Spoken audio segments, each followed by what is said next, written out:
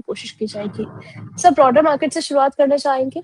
Weekly expiry के दिन में आज पिछले सेशन की तरह ही बढ़त देखने को मिली। 23,000 के ऊपर जो है बाजार टिक नहीं पाया, एक बार फिर से नीचे की तरफ देखने को मिला है। 22,895 के आसपास कामकाज करता हुआ नजर आ रहा है। आपका आउटलुक इस पर क्या है सर, और कहाँ पर हम क्लोजिंग एक्सपेक्ट कर रहे हैं? देखिए closing good afternoon Urvashi, good afternoon all the viewers of finance ज्ञानी। देखिए एक अच्छा बाउंस बैक यहाँ से निफ्टी में आना चाहिए, क्योंकि आज के सेशन में 23,050-60 का हाई बनाने के बाद हेल्दी प्रॉफिट टेकिंग भी देखने को मिली है।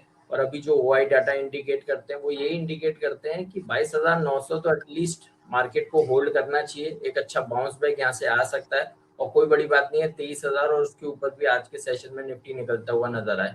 तो जो भी करेक्शन हम अभी के सेशन में देख रहे हैं that is a purely buying opportunity है। और आज के सेशन में जो एक्सपायरी है हमें लगता है 23,000 और उसके ऊपर ही एक्सपायरी होती हुई नजर आए। चलिए, तो यहाँ पर एक्सपर्ट का कहना है कि 23,000 के ऊपर बाजार को जो है मजबूती के साथ टिकता हुआ होना चाहिए, और यहाँ पर बाइंग फॉर्मेशन भी आप लोगों के लिए बनते हुए नजर आ रहे हैं। कल के ट्रेडिंग सेशन में भी हमने सर बातचीत करी थी, एचडीएफसी में भी अच्छा करेक्शन हमें देखने को मिला है, और कई सारे बैंकिंग स्टॉक्स भी है जो है वो गिरते हुए नजर आए थे। बैंक निफ्टी से शुरुआत करना चाहिए। यहाँ पर भी जो है रिकवरी आती हुई हमें नजर आई है। 1200 से ज्यादा की यहाँ पर रिकवरी हमने देखी है। आपका आउटलुक इस पर क्या है सर? देखिए बैंक निफ्टी में भी व्यू पॉजिटिव हुआ है। और आज के सेशन में देखिए मैं एक ही चीज बोलूंगा, पहले हमें ये समझना होगा ये तेजी किस लिए आई है। देखिए अभी तक मार्केट में जो सिनेरियो बना हुआ था वो अनसर्टेनिटी थी वॉर को लेके।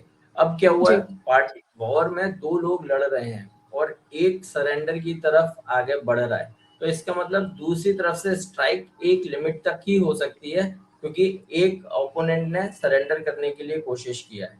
तो हमें लगता है बहुत ज्यादा इम्पैक्ट वॉर का देखने को नहीं मिलना चाहिए जब तक 22,400 का ब्रेकडाउन नहीं होगा।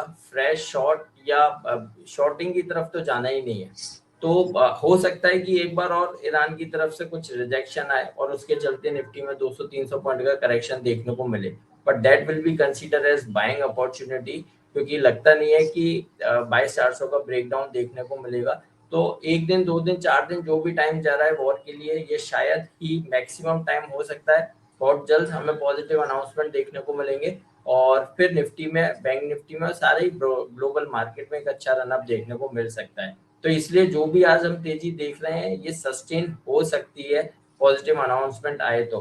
बट अगर एक नेगेटिव अनाउंसमेंट भी आता है तो भी मार्केट डाइजेस्ट करेगा, और आने वाले दिनों में एक अच्छा अपसाइड मूव देखने को मिल सकता है। बैंक निफ्टी में यहाँ भी अपॉर्चुनिटी है, 54,000 तक के अपसाइड मूव बैंक निफ्टी दिखा सकता है। 52,600 पर ट्रेड होता हुआ नजर आ रहा है, यहाँ खरीदारी करके चल सकते हैं 51,800 के एसएल के साथ। ये 800 पॉइंट एसएल दूर जरूर है, तो जितना आप डिप में खरीदेंगे उतना अच्छा है, लेकिन टारगेट 54,000-54,500 तक बैंक निफ्टी में नजर आते हैं।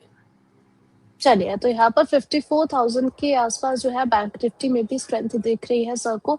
सर मेरा सवाल आपसे यही होने वाला था कि डोनाल्ड ट्रंप ने जो है वो तो जो है वो वॉर क्लोजिंग की एक डेट उन्होंने दे दी है। अब ऐसे में ईरान की तरफ से अगर इस पर रिजेक्शन आता है तो हमें क्या इम्पैक्ट इस तरीके से मार्केट पर देखने को मिलेगा? हालांकि हमने गोल्ड सिल्वर में भी ज्यादा नहीं हल्की रिकवरी आती हुई देखी है, तो ऐसे में ओवरऑल मार्केट सिनेरियो आप किस तरीके से देख रहे हैं? देखिए ओवरऑल मार्केट तो पॉजिटिव ही है, और कल आपको याद होगा आपको एक सलाह दी गई थी गोल्ड और सिल्वर खरीदने की। देखिए गोल्ड वहां से 8,000 पॉइंट बढ़ गया है, सिल्वर वहां से करीब 2,08,000 थी, और 2,27,000, 20,000 करीब सिल्वर में बाउंस बैक देखने को मिला है। तो व्यू तो पॉजिटिव है, गोल्ड और सिल्वर तो यहाँ अपॉर्चुनिटी दिखा रहे हैं खरीदने के लिए। अच्छा अपसाइड मूव दोनों में ही देखने को मिलना चाहिए। जहां तक वॉर की बात है, तो हमें लगता है बहुत ज्यादा बचा कुछ नहीं है वॉर में, और बहुत जल्द ये वॉर एंड का अनाउंसमेंट देखने को मिलेगा, फिर मार्केट को क्लैरिटी आएगी, फिर बड़ा अपसाइड मूव नजर आएगा। तो जो लोग अभी नहीं खरीद रहे हैं कोई बात नहीं, जब पूरा क्लैरिटी आएगा तब आपको खरीदना चाहिए। बट अब मार्केट में पैसा डालने का टाइम है, यहाँ पर जरूर second leg of investment market में आनी चाहिए।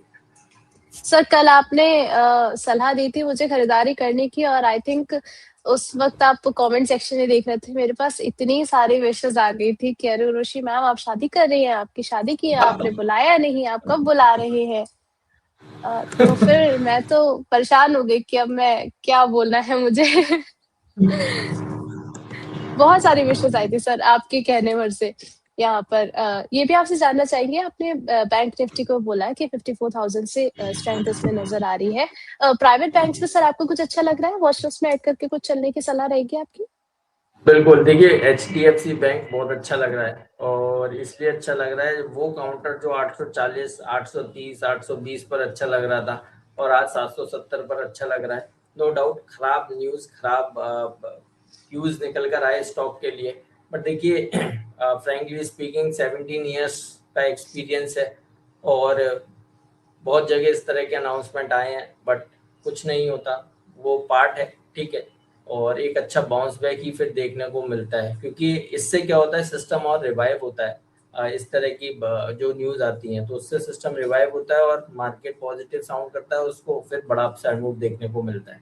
तो इसीलिए जो काउंटर 820 रुपये पर अच्छा लग रहा था, 760 पर तो और भी ज़्यादा अच्छा लगना चाहिए। निफ्टी का हैवी वेट काउंटर है, इनफैक्ट बैंकिंग इंडेक्स में हैवी वेट, निफ्टी में हैवी वेट, तो अपॉर्चुनिटी बहुत अच्छी है, खरीदारी करने की सलाह है। और किसी को अगर विश्वास नहीं है अभी भी तो कोई बात नहीं, आप नया मत खरीदिए, लेकिन जो पोजीशन है उसे संभाल के जरूर रखिए। एक तगड़े और अच्छे बाउंस बैक एचडीएफसी बैंक में नजर आएंगे।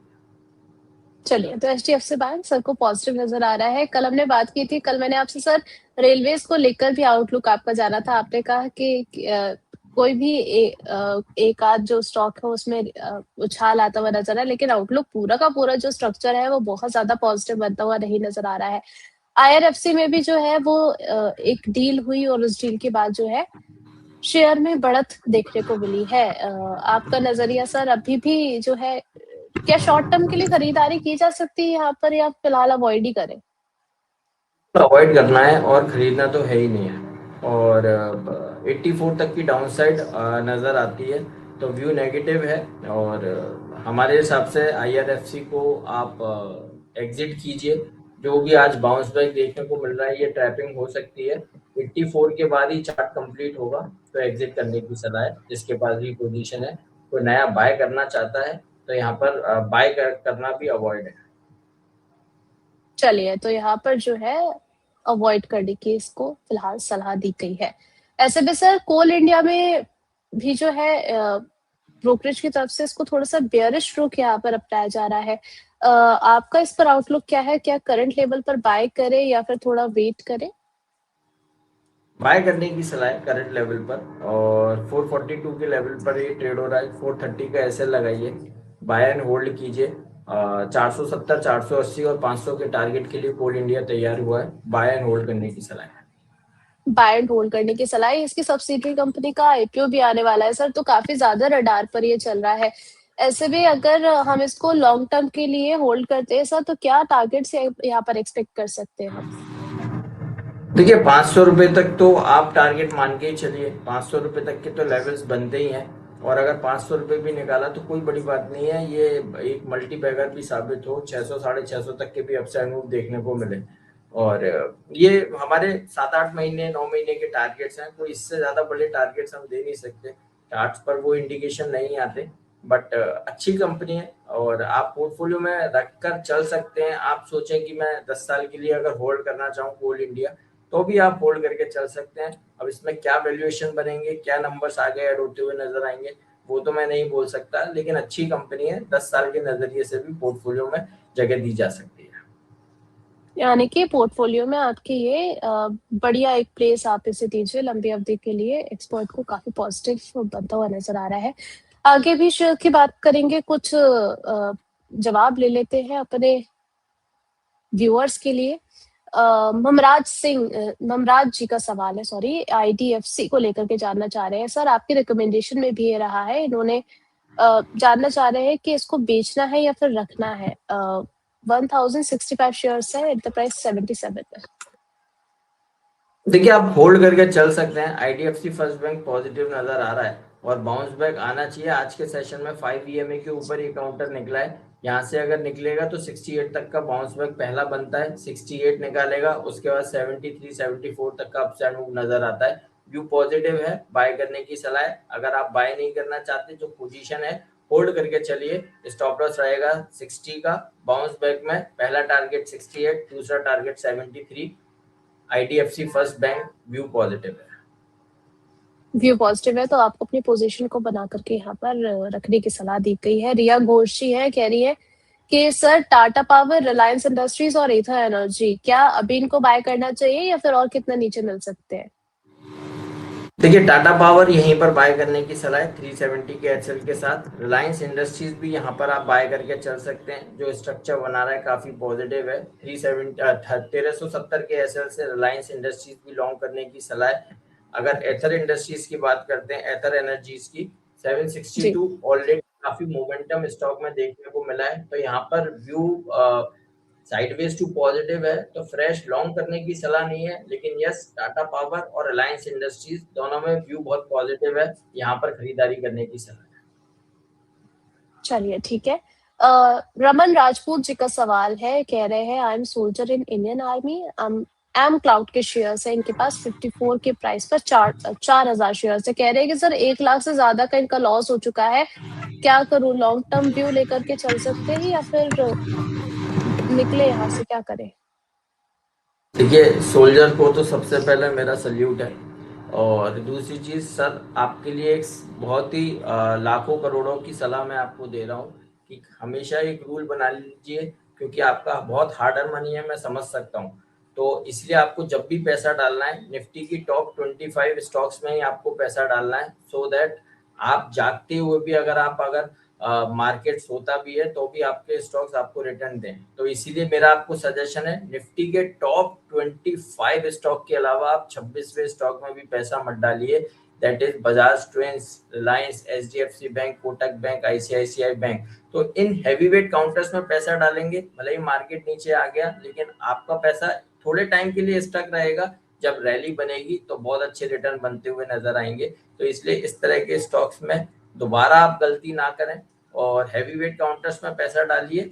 और अगर मैं आपको ओपनली बोल रहा हूँ, अगर कुछ और आपको सलाह चाहिए तो पर्सनली आप मेरे स्क्रीन पे नंबर देख रहे होंगे, आप व्हाट्सएप डालिए, मैं आपको प्रॉपर गाइड करूंगा। चलिए ठीक है। नेक्स्ट यहाँ पर एक और सवाल है, शक्ति पंप में सर क्या लॉन्ग टर्म के लिए इन्वेस्टमेंट किया जा सकता है? करंट